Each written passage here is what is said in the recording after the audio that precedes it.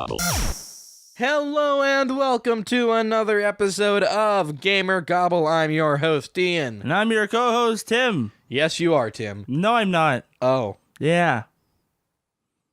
Well then. We don't have a whole lot to talk about this week, but we're going to try and make the show work anyway because that's what we do. Let's get things rolling with This Week in Gaming. This Week in Gaming. Few things happened this week. Let's get some of the smaller things out of the way.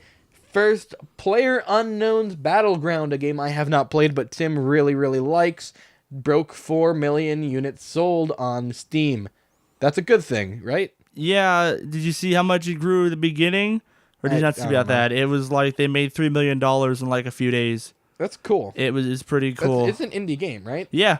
It's cool to see a game just totally explode. I believe the developer made the Battle Royale mode for H1Z1 or something like that. Okay. And then he broke off and created this and boom. There you go. Battle Royale game, best one, 2017. Well, we're going to be talking about that later on the show, actually. But in other news, Nintendo, after canceling the NES Classic, which was selling like hotcakes, have announced, I think just today, the SNES Classic, that's Super Nintendo Classic Edition, a small HDMI Super Nintendo based console that lets you play SNES games. Like, the list is 21 games. I don't have it open because I forgot, but to list off a few that I know are on there: Mario World, Mario RPG, Link to the Past, Mega Man X, which is good enough for me, Star Fox 2, which was never actually released. This is the first legitimate release of that game, so that's huge. Okay. No opinion. Tim and I both grew up on the Super Nintendo. Mm-hmm. Tim hates Nintendo. I don't hate them. He hates the Super Nintendo. He says it's a garbage console. I don't hate that. No, my first console. It's an amazing system. I played. The first game was Mario 3. It really is an amazing console. Mm-hmm. Personally, I'm a much bigger SNES fan than NES, so I'll probably pick one up. If only to get Star Fox 2 legitimately. I just think it's really cool. I like it. I think it's cool. The biggest thing of the week, at least for Tim and me, Steam Summer Sale. Yeah. It's rolled around, as you probably know if you're listening to the show. And boy, has it hit another low spot. The Summer Sale? It's not the best. It's been better. Okay. There are some good deals this year. I'll give it that. It's better than last summer sale. Oh, that sucked. But like the past couple have been... It's been all about the winter sales for the last couple of years. Winter sale. Summer sales weren't bad, but still... The winter sales have been pretty solid. I just think a summer sale is like a slightly less winter sale. In any case, I think we both got games. Mm-hmm. Yeah. To name some, I got Batman, the Telltale series, which has been a very good time. Been playing that. We have more to say on Telltale later on in the show. I also got Super Hot, the first-person shooter where time only moves when you do. That game is deceptively hard. It also got a beautiful VR port, which is funny because you can't not move in VR. Well, the time keeps moving even no matter what. It's really even in the main game. Mm-hmm. Time's always moving. It just slows to a crawl. Mm-hmm. That game is deceptively difficult. Do you like watching what happened every time after you finish? Oh, that was the highlight. Because you felt awesome. Yeah. That game is insanely fun. I recommend Super Hot to anyone looking for a fun time. I also got gifted a few games. Yeah, I gifted him a couple. Saints Row 2, we'll probably play that at some point. Maybe Castle GamerGobble? Crashers? Maybe. Because we did Saints Row 4 and you love that, so yeah, this we one's could do like Saints Row 2 on GamerGobble. Yeah, next Let's Play series maybe. Okay, I'll hold off on playing it until after. It's not that long, so it shouldn't take We'll hold off on it, like shorter than Paper Mario. Yeah. Anything definitely shorter than Super Paper Mario. Everything's shorter than that. Okay, so is that... Check that out. And then I Castle got... Crashers, Luther, my friend Luther. Oh, yeah, Got to play that. Castle Crashers. I did not play it yet, but I will. I forget what else I got. I got you Left 4 Dead 2. Left 4 Dead 2, which is another game I actually played a lot of when I was younger. So was the summer sale bad? No, but it was all right. What else did you get, Tim? Oh, yeah, okay. Well, let's see. First of all, I bought the Portal... not Portal. Fallout. The original... trilogy thingy pack they had. It's just the first 3 games, Fallout 1, Fallout 2, and the Fallout Tactics. So all solid games. Gonna give them all a play, especially Tactics sounded interested to me, and all of them are like isometric, and I have a little thing for those games. I'm like, oh, cool. So see that kind of game, but in the Fallout universe, definitely gonna give those a try. They're good. The original Fallout games are good. Other than that, I don't think I picked up too much other than the games I gifted Ian and played on Battlegrounds like I bought myself, but that didn't go on sale still. I was going to buy it, but it wasn't on sale. Yeah. And I think I randomly bought a DLC, I didn't tell you this yet, for Fallout New Vegas. Why? Because it was like $2, I think. Okay. $2 or $3. I'm like, you know what? Everyone said that's the best DLC for the game. If I ever go back and play it, then I'll be able to play that one. So. Well, that's oddly specific, but Yep. all right. I don't know why. I just saw it. I was like, cheap, and I bought it because, like I said, this summer sale, I don't see too much I want to buy right now. I'll wait till the end and be like, well, I have $10 left. I guess I'll buy something before it goes away. That's my plan. The Steam sales are like half the reason to be a PC gamer. Mm-hmm. I don't care as much about graphical fidelity. I care a lot more than he does for that. Yeah. Like when I have a top-end PC, but like when I got my PC, the instant I got a game, like when GTA 5 came out, Fallout 4, and I was like, wait, I can't run these on Max? And it got me real. he I was immediately, the second he had money, upgraded his graphics card. Mm-hmm. Which probably wasn't the best idea to spend college money buying a GTX 1070, but, you know, it'll last. Yeah. It'll last for several years, hopefully. Couple years, and then you'll upgrade again next time you play a AAA release. Yeah. I mean, I care enough to make sure I'd have a decent graphics card. Like I couldn't play on like a laptop. Mm-hmm. But well, at least you have a semi-gaming quality laptop. It's on the low end, but I do. Yeah. Well, you can run basic games on it for the most part. I bought it for editing. Not even. Yeah, that's what I'd buy mine for if I eventually got a better laptop. Yeah. Because what I have right now was a replacement for my old one that broke, and that's a whole other story. My current laptop can't even run. It can run emulators pretty well, but like it can't even run the Steam versions of Mega Man. Wow, mine can't run Terraria, and that was a little. That might be because that was on power saver mode, actually. Well, there is that. Okay, so. I didn't. That was on a plane when I tried to play Mega Man. It probably runs fine, actually. Thinking about it, I don't know. Okay, so where do we leave off on? We left off on we bought for Steam sales. Oh they were good. yeah. You said trailed off a little bit there. Yeah. So Fallout for some reason, and other Fallouts for good just reason. a Fallout sale. Lots of Fallout stuff and a couple gifts for you, so we could have lots more multiplayer games to play together because we don't have enough of those right now. Yeah, very valid. And TF2 was just too. We it's got broken. Too pay to win. Yeah. Mm-hmm. And GTA has... Or play very, very, very long to win. And GTA, bless its soul, has been broken. Yeah, why? All because they added 15 new variants of tanks and underground bunkers? That's not going to stop me from going online and messing with people. And you only have to be a millionaire, own a company, and buy several other things before you can buy those things to then get into these things. Fine. Yeah. Yeah. I mean, one day we'll have millionaires. We'll just buy 15 shark cards. But GTA 6 is out. We'll be like, oh, yeah. GTA 6 will be huge. It'll be half the size. Probably. But it'll be 5 times taller. And a space level. That is how the scale of these games does not go. Actually, GTA 5 is easily the biggest GTA game, but we can sure pretend. Oh, well. Game of the week. Let's go. Game of the week. This week's Game of the Week is one I have not played, but Tim really likes. PlayerUnknown's Battleground. Yeah, that's a good game.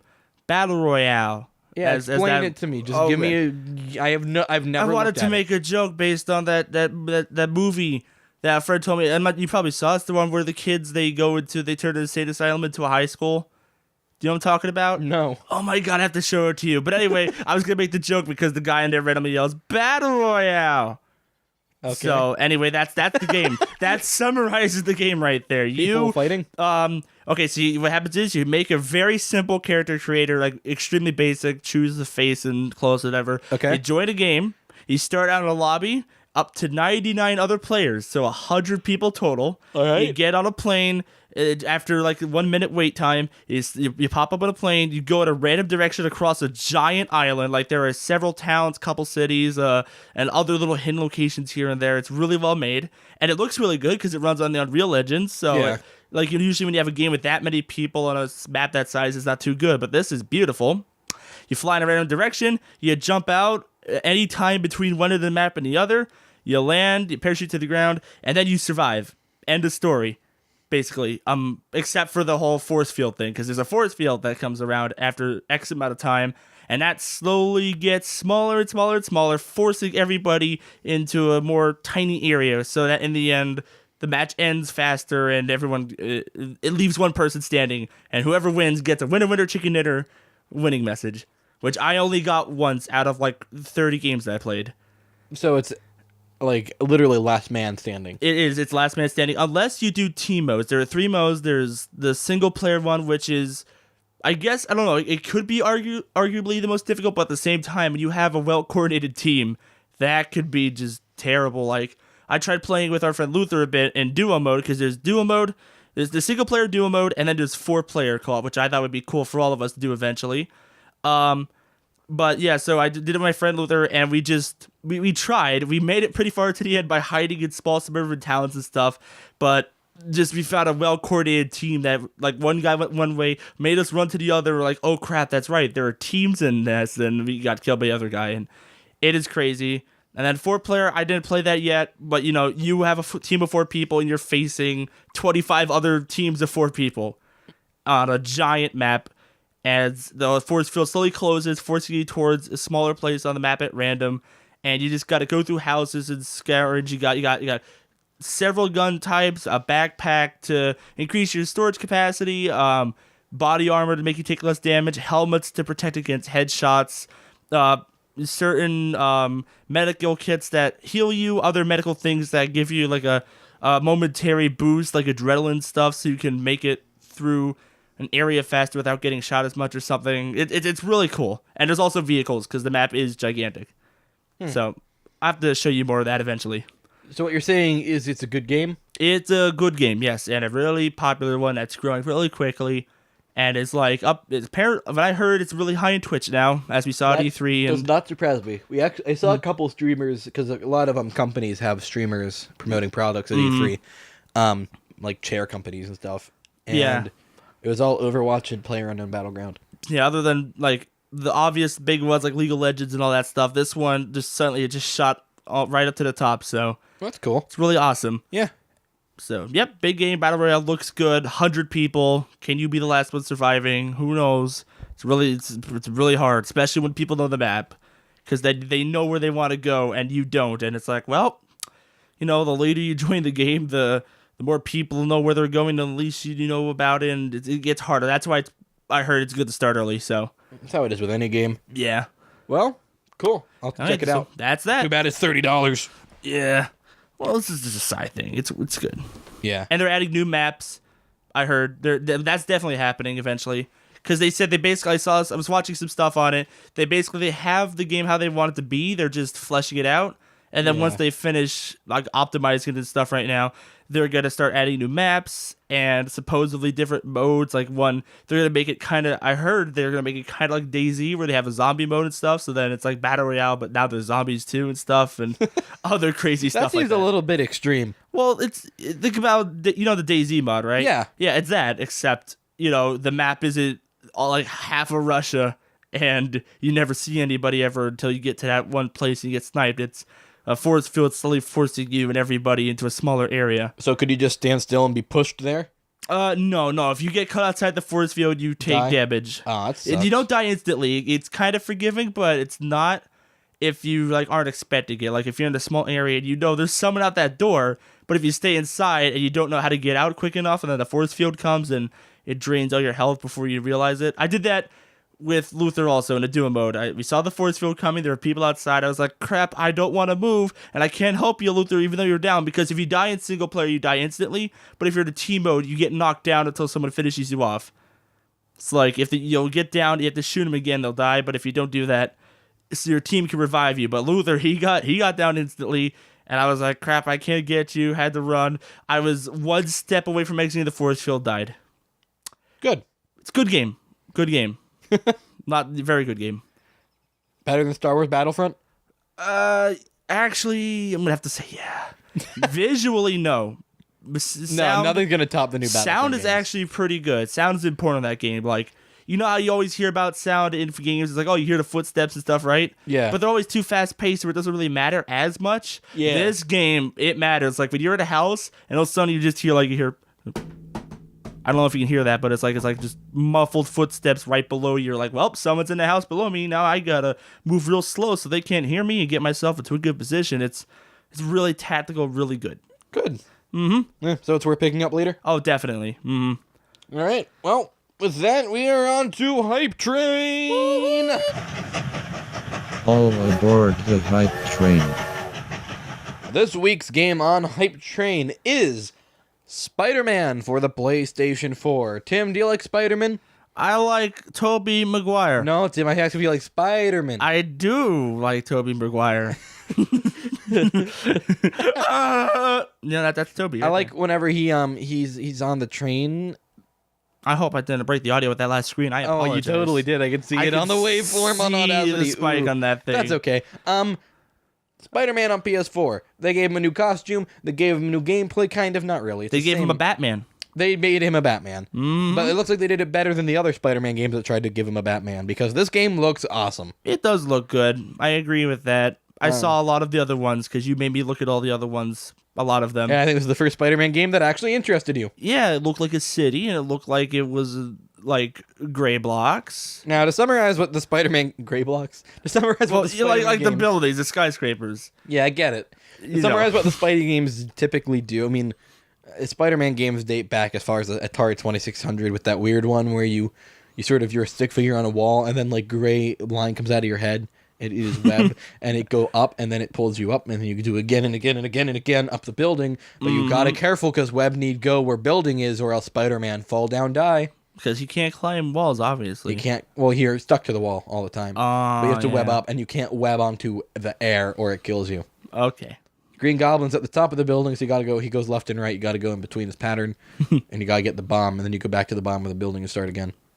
We'll meet again, Spiderman. That has nothing to do with this game, of course, but it was a Spider-Man game. But, after that, there's a ton of Spider-Man games. Spider-Man games got really more traditional with Spider-Man 2 onwards, where they became GTA with web swinging. Yeah, and also you can't rob cars and you can't kill people. But actually, you can kill people, right? You pushed them into the water and they in some of them, through, specific ways you can drown them, yeah. Mm-hmm. Specific ways you could drown them. I figured out when I was a kid and have been doing every time I played any of those games, like Spider-Man 2, Ultimate Spider-Man. Oh, look, I love Spider-Man and I love video games, so I love Spider-Man games. There are a lot of good ones. Spider-Man 2, Ultimate Spider-Man's a masterpiece.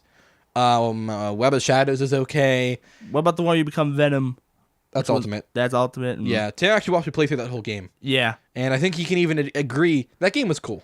It was cool. Like a little old school. I don't think he ever got... You didn't get to hear the audio. I don't know. I did. I watched him. with the cutscenes having audio, it's a lot better. This was before... I don't know if it's before Skype had the audio sharing feature. Yeah. That was for a failed Let's Play for an earlier YouTube project. Mm-hmm. Yeah, and maybe someday in the future at GamerGobble we'll get back to that game. I would love to do it justice with a proper Let's Play. But in any case, there are a lot of good Spider-Man games. Shattered Dimensions was really good too. The first Amazing Spider-Man movie game was actually really good. Well, not really good, but it was solid. A good movie game. I know. Not amazing, but solid. Usually it's the other way around. You think, oh man. Well, don't worry. We'll get to that. There were also bad ones. Spider-Man 3. It's bad. You thought the movie was awkward with its my best friends. And with, Tap dances Spiderman. Yeah. Well, the He's so video cool. game makes me want to throw babies out windows. Oh, I didn't know that. How bad is the game? I didn't see this one. It's really bad. Good. It's a really trash game. And I had the Wii version, which made it worse.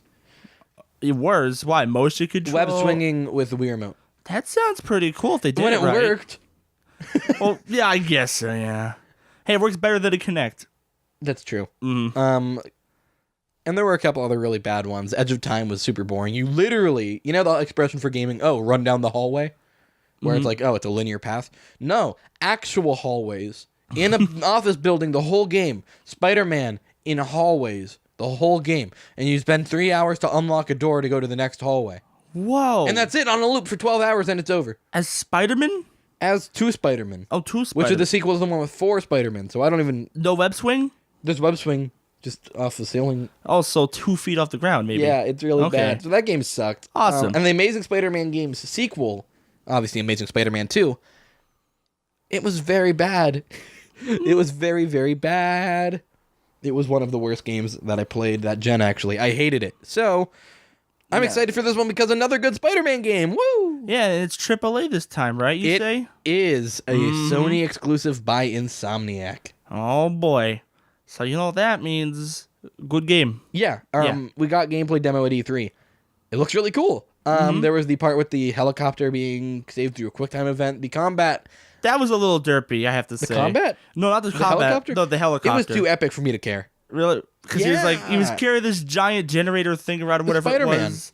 Yeah, but Spider-Man, but like it didn't move correctly. Look, it was just like a static object kind of. But it's Spider-Man. He has powers. Fine, the game's in early alpha, probably still beta now. Hey, the actually. coolest part is at the end where he like did the little web net thing and it caught. Yeah, the that was cool. That was cool. I also really like how the combat looked. Very Arkham, but more acrobatic, which is what it needed to be. The other games, the Amazing Spider-Man games, literally had Arkham's combat just plagiarized, right down to Spider Sense thing appears, press the Y button to counter. Like, it was identical. Wow. Same with the stealth gameplay. And this game looks like it's doing stealth too, but a little bit differently. Is it similar to Arkham? Yeah. Should it be similar to Arkham? Yeah. The Arkham games are the best superhero games ever made. Period. So, I think it's good to take some inspiration from them.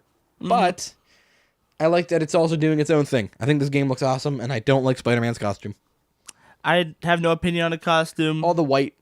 I guess. I don't know.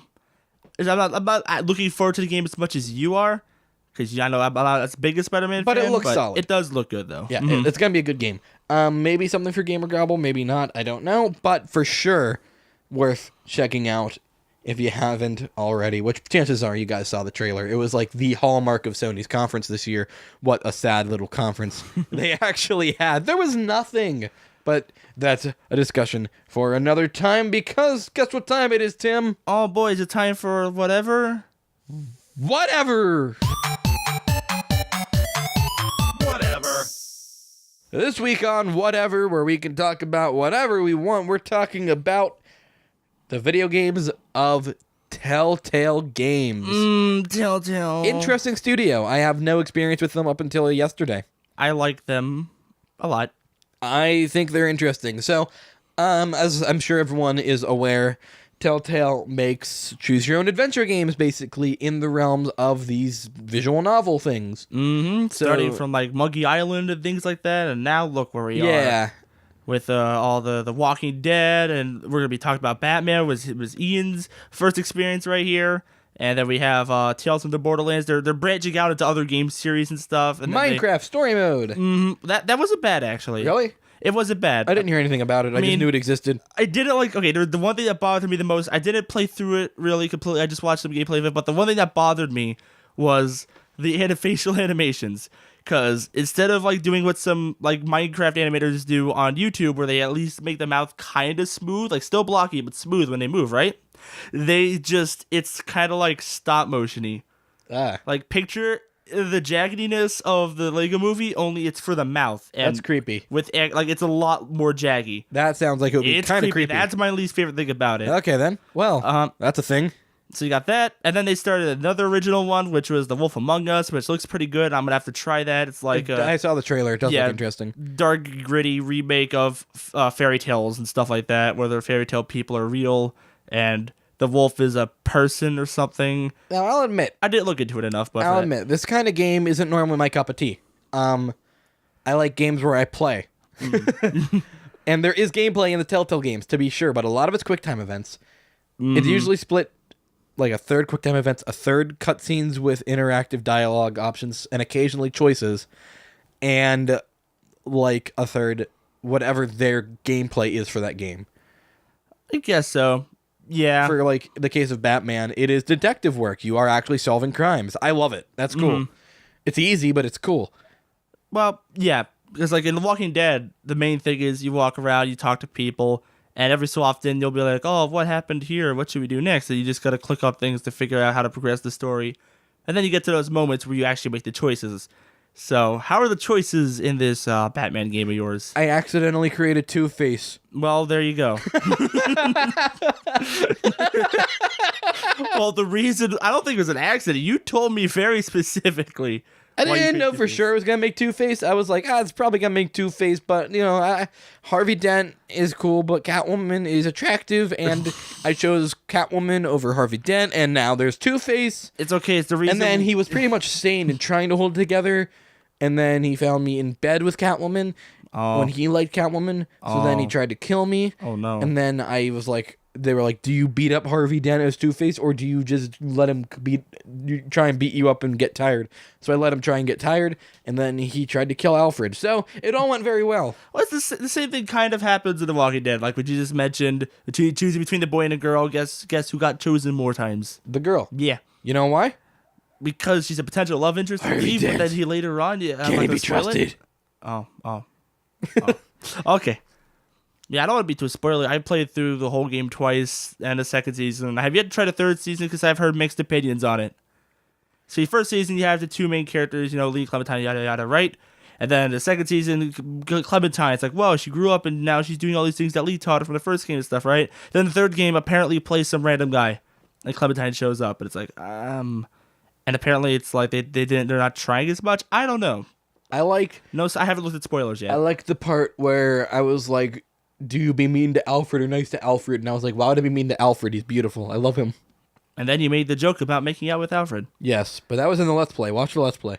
Well, you made that even outside the Let's Play. I make that joke all the time because of the sort of occasionally implied romance. If you read between the lines in Batman, there's always been the weird homosexual theme to it, going back to Robin, but I didn't notice that. Oh, there's like full articles about it. Wow. Yeah. That's not why I'm into Batman. I'm into Batman because he punches people and looks cool, but he looks like a bat.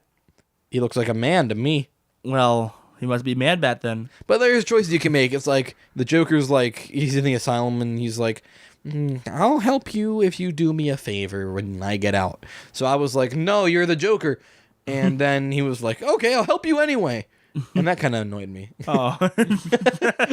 Yeah, there are a few of those decisions. It seems like the majority of them are like that. But then there's the pivotal ones. The thing I've noticed is whenever it only gives you two choices, that's when it matters. That's the pivotal. Yeah, that's whenever they're like, do you go visit the mayor as Bruce Wayne or as Batman? And I'm like, I'm going to go visit him as Bruce Wayne. And then I see, 70% of people went as Batman. And I'm like, well, they're stupid because Bruce Wayne has a suit and all Batman has is a different suit. Except... And a mask. And, he's bulletproof. He can kill people. He doesn't kill people. He did break a guy's arm because of me. And Commissioner Gordon was like, you're gone too far, Bruce. And then he never called me Bruce again. Oh, well, I things happen, and choices you make affect the rest of the game. I like the fact that they take source material and totally make it their own, though. Mm-hmm. It doesn't feel like it's trying to be held down by any one adaptation. It's totally different. Oh, yeah, that's the main thing. Like, it doesn't feel remote. It feels like Batman, obviously. Mm-hmm. And I know Batman pretty friggin' well. They do some unique things. I'm not going to spoil who the main villain is because I legitimately didn't see it coming. Wow. So, yeah, there's that. And it's an established Batman character who they gave a new persona. I did not in a million years see it coming. It was awesome. Wow. Yeah, I know, like... Well, I did for a little bit, but, like, not for the most of the game I didn't. Okay. Yeah, I was just going to say, because about the whole story thing, I know, like, some of them kind of try to mix it in a little more with the actual source material. Like, that's based on Batman, like, just Batman in general. Whereas, like, Tales from the Borderlands is kind of like a prelude to Borderlands 2. Well, yeah, Tales is actually canon to Borderlands, isn't it? So there's that. And they're making a couple others now. I don't remember what they were. Like, I know they had the Walking Dead one now. They're probably going to come out with another DLC that somehow affects something in the next game. Because they always did that. Like, I was like, okay, I didn't get the first DLC. Because every choice you make in the first game usually affects what happens in the second, too. So, like, if you buy... Yeah, does it go... Do the seasons impact each other? Yeah. Oh, wow. Yeah, like, everything... Like, every season... Like, if like, season 1, let's say The Walking Dead, there's, like, 5 episodes, which that's the Telltale formula right now, I believe. It's, like, 5 episodes per season. Each episode's released at a certain time, but each episode's also, like, upwards of 2 hours long. So you get a lot of content out of each one. Yeah, they're way longer than I was anticipating, I'll tell you that. And then since that's their formula, kind of more story-based, so it's like, man, what's going to happen on the next episode? And then you wait either a few weeks to a month or something, and then the next one comes out. It's like, woo! Time to continue where I picked off. What happened? And they give you a little recap at the beginning of each one. I'm not sure if they did that for Batman. They did that for Walking Dead. It's exactly the same. Okay, so you got that going. Yeah. And then between games. So, like, in The Walking Dead, the decisions you make in the first game affect what happened in the second. So, like, if you're really mean to Clementine in the second one, she's a lot more, like tough and meaner to people. So if you want a self. different result, you have to go back and replay the first one to change everything. I'm not sure how that works if you have multiple save files. You probably have to delete the first one. Because I know, at least for the Steam version of Batman, because I got it on the summer sale. Actually, no, I think you import it. You actually tells you which game you save you want to import it from. Oh, okay. I think. Because for me, all I know is that it just continued, and I have the option to restart. Mm-hmm. And I think if I restart, I have the option to do it clean or continue. Mm-hmm. But like, it didn't give me the option the first time. I had to continue from where I was. Yeah, like each episode. And the DLC sometimes usually tie in too. I think like. I didn't know this. In the first game, I just played the first season, then the second season, and then I didn't buy the DLC for the first one yet, so I went back and played it, and it turns out the decisions you make in that one, they're really minor. They don't really affect the second game too much because it's a DLC, but it just so happens like the players that you leave alive are the ones that show up as like little cameos in the second one. Like they're the ones that you see later on in the game. It's like, oh, that's pretty What neat. I wonder is, what happens if you start, just like, say you start episode 4 without playing episodes 2 and 3? It says you can. I don't know what. I never actually tried that. You can. I'm going to assume that you know it randomizes. You can, right? Yeah. Probably, I know you can. Think it randomizes it. That's what I'm guessing. Or I'm guessing it goes with good paths. It's like when you start like Mass Effect 2 and 3 without doing the previous games, it just makes up. Oh, that's right. It doesn't have anything to import from a save file. Yeah. Like my first Mass Effect game is Mass Effect 2, and it just decided that I killed the council. And the first one, I'm like, "What's the council?" And I played the rest of the game, like, "Oh." I like Mass Effect Andromeda. Oh, we just saw a beautiful video about that today. Like, there's a little off topic. This is a 20-minute compilation of how bad that game is. The best animations. Oh, it's best amazing. glitches. Oh, it's beautiful. I give it a Andromeda out of Mass Effect. Well, that seems like an irrelevant enough note. I think that is actually pretty accurate. Andromeda out of Mass Effect. It's kind of its own thing. Nobody's like, oh, it's not Mass Effect. Tim, shut up. It's totally the same thing. You don't understand. You don't understand. It's not even the same universe. I mean, it is, but it's the same galaxy. Not the same galaxy. They went to the Andromeda, hence, It's canon, though. Yeah, it's canon. It's canon. It's a bit like saying, my life is canon to the life of a fish on a different planet 38 light years from here. Exactly, except that fish is like doesn't know how to swim. It doesn't. No, it's just a fish. It also, when it opens its mouth, sometimes the mouth stutters and sometimes goes it inside melts. The model collapses on itself and then it T-poses around. Yeah. I don't know how a fish would do a T-pose. We'll let you decide how that looks. I think that's a note to end the show on. Mm-hmm. Let's end the show on that. Okay, T-posing fish. All right. Well, with that ends another episode of GamerGobble. I don't know how we managed to get to this point, but hey, if you're enjoying the show, be sure to subscribe on YouTube if you're listening on YouTube or SoundCloud, iTunes, whatever it may be. Be sure to follow the show. You can check us out on social media if you want. And don't forget to leave a friendly comment on YouTube as well. Let us know what you want to hear next time, how we're doing, and what's such with that stuff. What's such with that stuff? Indeed, Tim. Mm-hmm, What's such with that stuff? Indeed. That being said, bye-bye. Bye. I love you. Oh. I was talking to the audience, not to you. I'm not sure if I'm going to leave this part in.